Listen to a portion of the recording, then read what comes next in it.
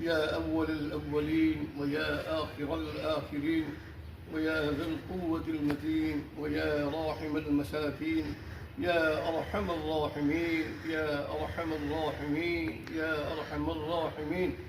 اللهم أنت السلام ومنك السلام، تباركت يا ذا الجلال والإكرام يا رب العالمين يا أرحم الراحمين يا أكرم الأكرمين يا ذا الجلال والإکرام. یا اللہ، آج ہمارے وطن عزیز کا یوم آزادی کا دن ہے. 14 اگست کو پوری قوم، پورے وطن کی عوام یا اللہ آزادی کی خوشی منا رہی ہے.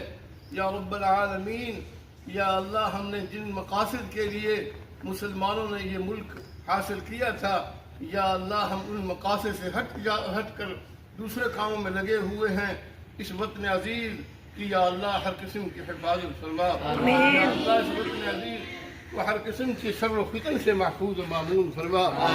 یا اللہ ہمارے اس وطن عزیز کی تمام دینی مراکز کی حفاظت فرما. تمام تبلیغی مراکز کی حفاظت فرما. تمام خانقاہی کی نظام کی حفاظت فرما.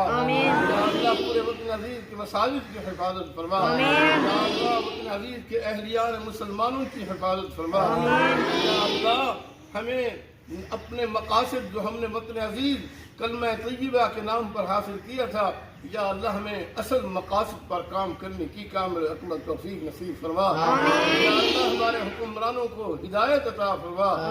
یا اللہ اس وطن عزیز میں اسلام کا، قرآن و سنت کا بول بالا فرما. یا اللہ اس وطن عزیز میں قرآن کا نظام رائج کرنے کی ہمارے حکمرانوں کو توفیق نصیب فرما. یا رب العالمین یا ارحم الراحمین، یا اللہ ہمارے تمام تر نیک مقاصد کو پورا فرما.